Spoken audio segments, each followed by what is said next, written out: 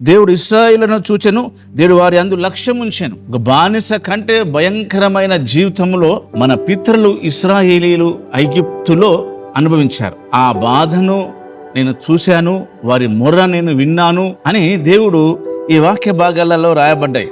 నేను ఐగుప్తులను నా ప్రజల బాధను నిశ్చయంగా చూచి తిని, పనులలో తమ్మును కష్టపెట్టు వారిని బట్టి వారు పెట్టిన మొర వింటిని, వారి దుఃఖము నాకు తెలిసే ఉన్నది అంటున్నాడు దేవుడు. 430 సంవత్సరాలు దేవుడు అన్ని సంవత్సరాలు వారు కష్టపడ్డప్పటికీ, అంత బానిసము, దుఃఖము, వేదన, మనస్తాపంలో ఉన్నప్పటికీ దేవుడు మాత్రం తాను చేసే కాలములోనే, తాను ఏ టైమింగ్లో వారిని ఆ ఐగుప్తులో నుంచి విడిపించుటకు, కానానుకు నడిపించటానికి ఏ టైమింగ్ అయితే పెట్టుకున్నాడో ఆ టైమింగ్లోనే దేవుడు వారికి కార్యం జరిగించాడు. దీన్ని బట్టి, ఈ టైమింగ్ని బట్టి మీరు గలిబిలి కాకండి, గాబరా పడకండి. అయ్యో ఇలాగైతే మా జీవితాలు ఎలా కొనసాగుతాయి, ఇలాగైతే మా పిల్లల చదువులు ఎలా కంప్లీట్ అవుతాయి, మా పిల్లలకు పెళ్లిళ్ళు ఎలా అవుతాయి, మా పిల్లలకు ఎలా ఉద్యోగాలు వస్తాయి, మేము ఎలా ఇల్లు కట్టుకోవాలి, పరిచయం ఎలా అని రకరకాల బాధ, వేదన, దుఃఖానికి గురికాకండి. ఎందుకంటే దేని కాలమందు అది చక్కగా ఉండునట్లు